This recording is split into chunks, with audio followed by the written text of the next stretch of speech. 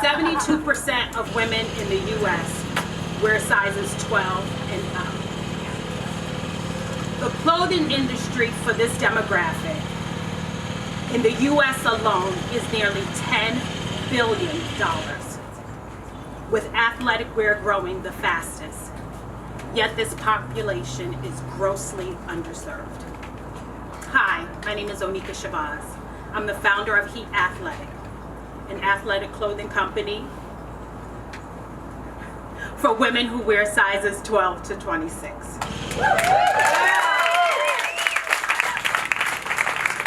I started this company out of necessity, frustration, and pure exhaustion. It is tiring looking for something you know you won't find. But I'm building this company with love and joy and pure excitement. Excited to be part of growing and expanding athletic wear for active women who are full figure. I have been running for over 25 years. I box, I practice yoga, I play tennis, I hike, bike, you name it. And I've done it all in the same clothing. Old, oversized t-shirts, the ones you collect volunteering, and sweatpants. In the 2000s, I was able to update from sweatpants to leggings, but they can have fit problems. In 2015, I ran my first and only half marathon.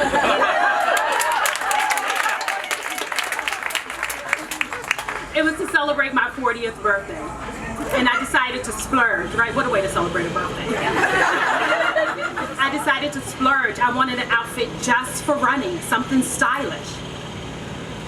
So I shopped with no cost in mind for the first time. For weeks, I looked in stores, online, I even asked friends for suggestions, and nothing. And this is 2015.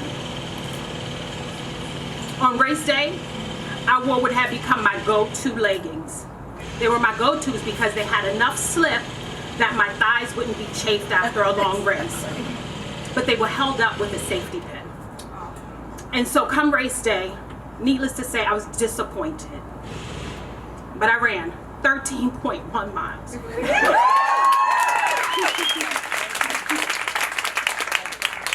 Listen, when clothes aren't made with your body shape in mind, you shop by fitting your larger parts and you alter to fit the rest. My leggings needed to fit my thighs, but they were too big in the waist. So I had a safety pin. And that's how I worked out. I've worn cotton t-shirts to hot yoga. That's hot. Sweatpants on summer runs. And I've had tons of wardrobe malfunctions. Like the time I was in the gym doing pull-ups and my safety pin popped and my pants started to slip down. But thank goodness for that oversized volunteer t-shirt.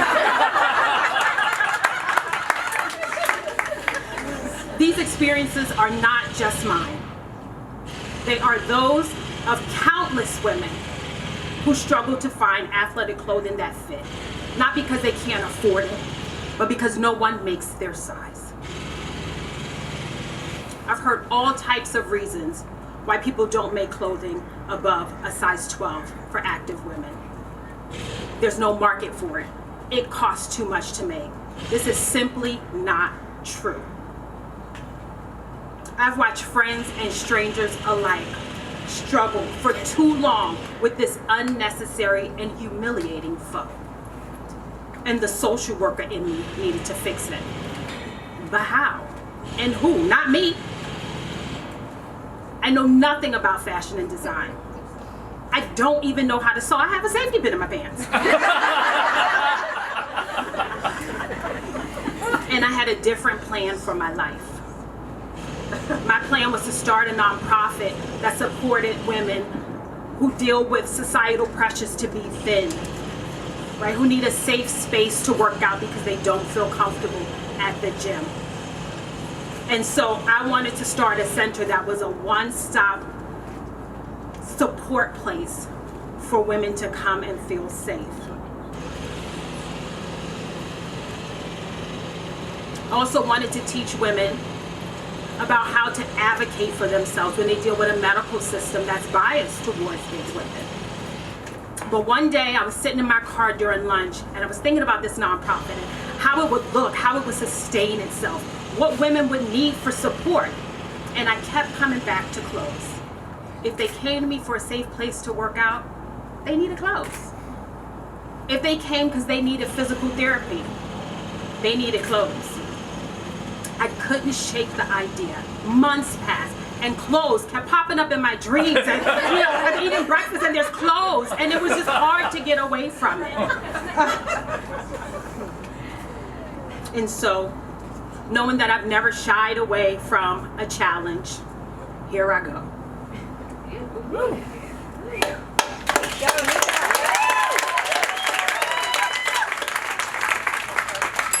My research yielded a few companies that were making size-inclusive activewear. That means they offer from an extra small to a 6XL. But having been excluded for so long, I knew I needed to make something exclusive, right? For people like me, to feel safe to go in and to have the pictures and the words on the page let me know that I belong. I created these clothes with fuller bodies in mind from the start. I took measurements from women who wear the same size but have different body shapes. So that gave me a better fit. I made these clothes with movement in mind, clothes that are stylish.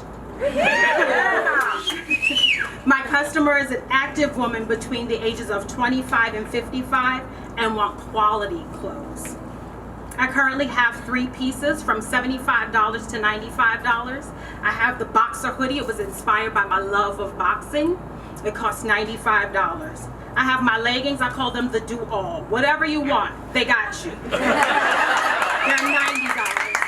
And I have this beautiful, it's an updated, if you would, t-shirt. It's the Dolman tee for $75. No more oversized, right? This has a wide waistband, so you can wear it short, you can wear it long, and it's gonna stay with you. I thought about clothes that keep their integrity. So fabrics that don't stretch out after workout. No more sweaty, saggy, boob imprinted t-shirts at the end of your workout.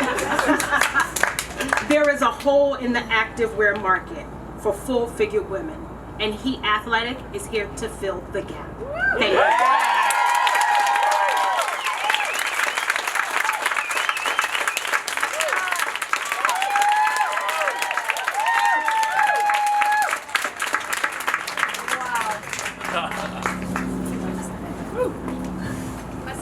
That was pretty good. Okay. Yeah, right. Doing an investor pitch is so nerve-wracking, but you make this look so easy. Yes.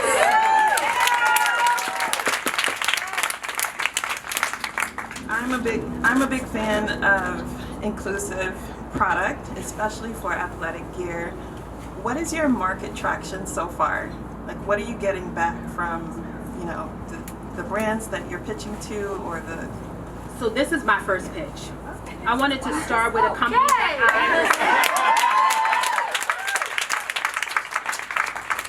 that I trust. When I started this company, I did not think that I would be in stores. They don't know my woman. They don't treat her well.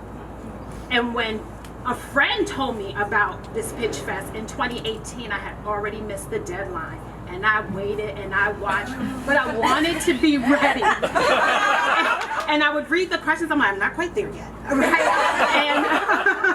And so this is my first, because I love this place. I've shopped here. Unfortunately, I have walked away empty-handed because they do not carry my size, and so I am bringing you an opportunity.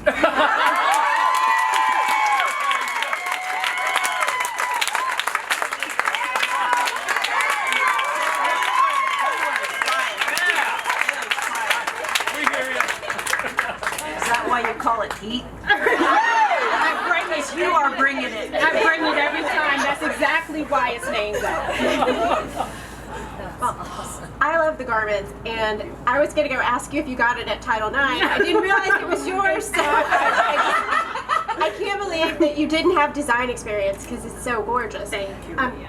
Could you talk a little bit about your manufacturing and just how that would work? So I manufacture in San Francisco.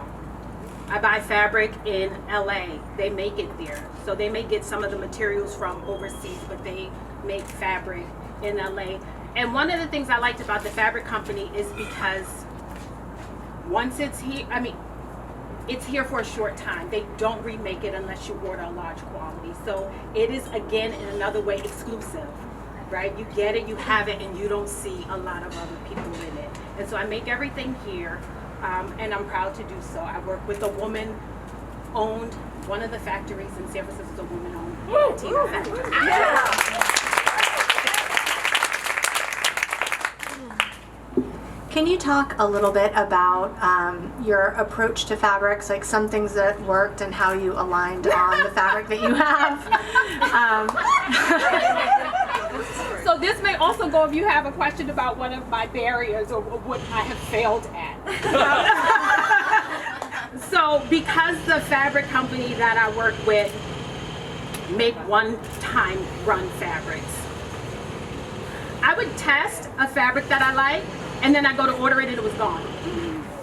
And that happened 4 times.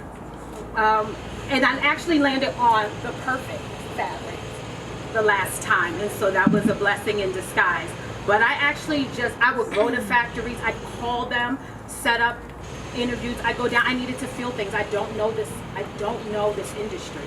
And so I didn't need swatches. I needed to see things. I needed to talk to people. I needed to ask questions.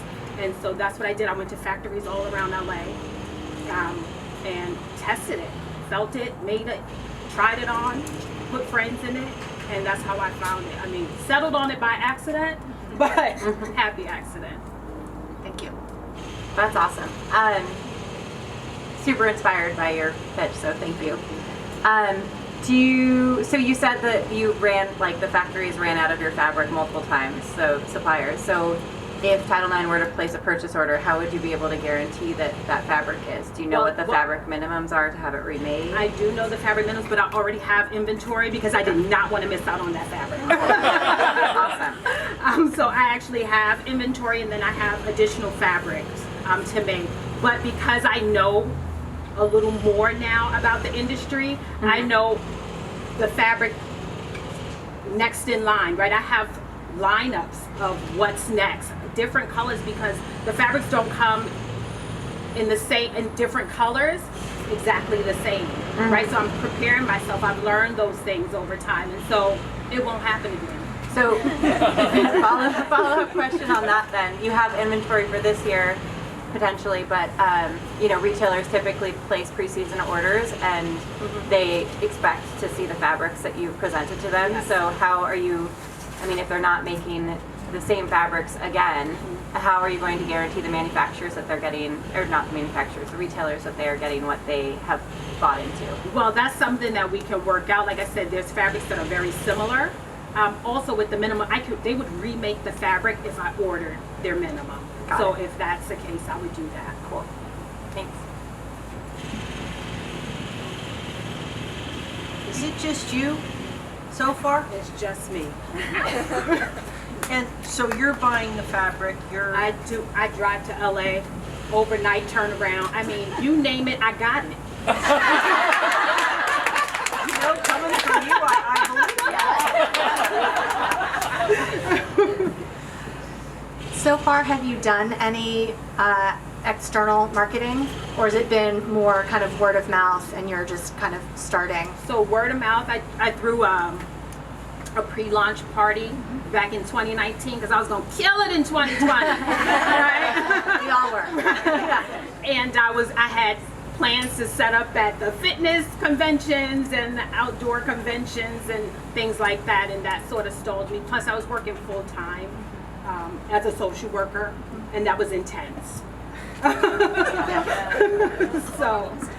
So right now it's word of mouth. I do some Instagram. I just started because it's just me. Yep. And it's really important that I put out a message that feels comfortable, which again is why I'm here at Title IX, because this feels right. And so I've been very intentional about what I put out. in messaging. So it's a slow start there, and growing hopefully now that I have free time. Well, not free, but I'm not working full time. Do you have a target for, let's say 2022? It's like, okay, I need to get to this in order to be sustainable for the next year. What's your growth plan like? Yeah, that, to be honest, I cannot speak to that right now. It has been challenging to rebound from COVID and to think that far ahead. And so this is my start, right? This is this is the first step in a plan to say, what does the next year look like Well, for thanks me? for coming. Thanks for having me.